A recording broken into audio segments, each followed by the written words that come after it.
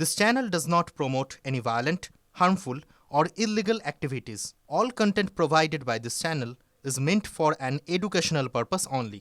আমাকে এখন অবধি বিরোধী দলনেতা হিসেবে এই 5 বছরে 104 বার কোর্টে যেতে হয়েছে।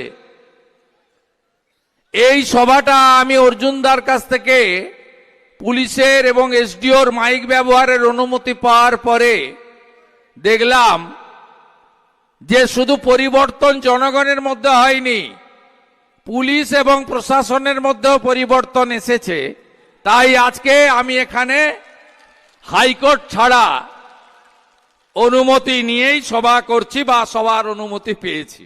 আমার অ্যাপ্লিকেশনের ভিত্তিতে বেলডাঙ্গাতে 5 কোম্পানি প্যারামিলিটারি ফোর্স ডিপ্লয় করার নির্দেশ দিয়েছে এবং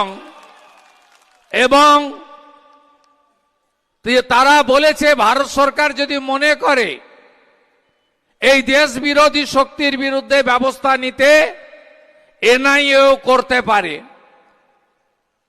এবং মুর্শিদাবাদ জেলায় যে উপর্যুপরি লাগাতার এই জামাতিদের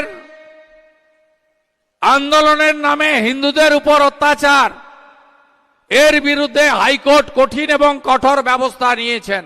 কেউ থাকবে না এই মহিলার নেতৃত্বে যে সরকারটা এই রাজ্যে চলছে, গোটা প্রশাসনকে জামাতিকরণ করে দিয়েছে, পুলিশকে জামাতিকরণ করে দিয়েছে। পুলিশ টেবিলের তলায় ঢুকবে, শাটার নামিয়ে দেবে, বিএসএফ গিয়ে উদ্ধার করবে। এই সরকার 11তে এসে যেমন টাটাকে তাড়িয়েছে, 16 সালে এসে যেমন চাকরি বিক্রি করেছে, 26-এ যদি এরা কোনোভাবে আসতে পারে তাহলে এরা আপনাদের এই রাজ্যে হিন্দু শূন্য করার কাজ করবে। ওপারে মোল্লা ইউনুস যা যা করছে, এপারে তৃণমূল তার মুখ্যমন্ত্রী খালা মমতা ঠিক একই কাজ করছে। এপারে ওপাশে হিন্দু যুবক দীপু চন্দ্র দাসকে জ্যান্ত পুড়িয়ে মারা হয়, এখানেও হরগোবিন্দ দাস, চন্দন দাসকে পশু কাটার তরবারি দিয়ে খুন করা হয়। এবারে নবম এসআইআর চলছে। এই এসআইআর কে কেন্দ্র করে তৃণমূল কংগ্রেস গোটা রাজ্য জুড়ে নৈরাজ্য তৈরি করছে।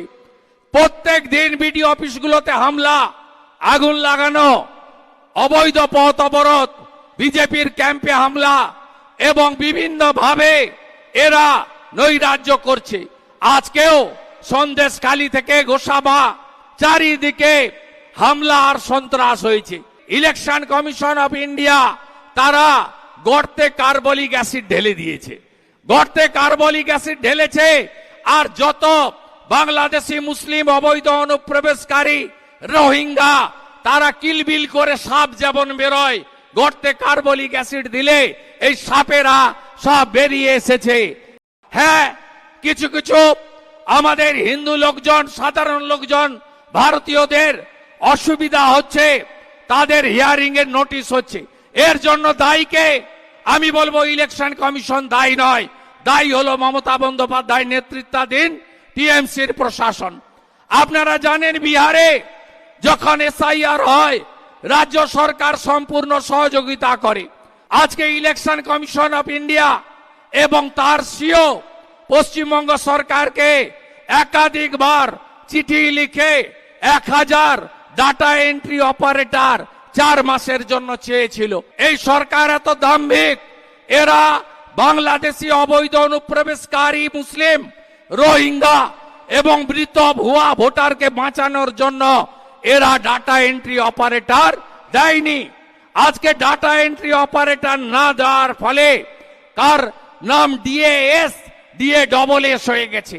এইভাবে সমস্যা কিছু তৈরি হয়েছে। আমি তারপরেও বলবো জনগণকে, ভারতীয়দের, এটা রাষ্ট্রের লড়াই, পশ্চিমবঙ্গকে সুরক্ষিত রাখার লড়াই।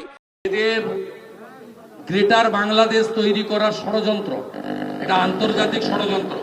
তাই অবিলম্বে প্যারামিলিটারি ফোর্স নামানো শুধু নয়, এনআইএ এর মাধ্যমে এদেরকে গ্রেপ্তার করতে হবে।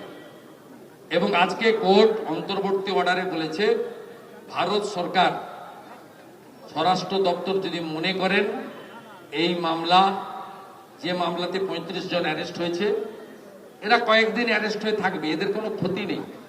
এদের নেতা, এখন এদের নেতা হয়েছে হুমায়ুন কবির, ধরা পড়েছে আসাউদ্দিন ওয়াইসি, মমতা ব্যানার্জির হাতের বাইরে চলে গেছে। আর ওর পুলিশ তো এদের দেখলে কিছু করবে না, নয় টেবিলের নিচে ঢুকবে, নয় শাটার নামিয়ে ঢুকে পড়বে। এরা এদের প্রত্যেকের বাড়িতে রেশন পৌঁছে দিচ্ছে এই জঙ্গিদের বিরুদ্ধে, বাড়িতে বলছে আমরা কয়েকদিন পরে জামিন করিয়ে নেব। এই সরকারটা ওদের সরকার, ওরা সব জায়গায় বলে। তাই এনআইএ হওয়া উচিত এবং অবিলম্বে প্যারামিলিটারি ফোর্স নামানো উচিত। এবং ভারত সরকারের লয়ার সেখানে দাঁড়িয়ে বলেছে আমাদের হাতের কাছেই মুর্শিদাবাদে এই মুহূর্তে 5 কোম্পানি প্যারামিলিটারি ফোর্স রয়েছে, আমরা এক্ষুনি ডিপ্লয়েড করে দিচ্ছি।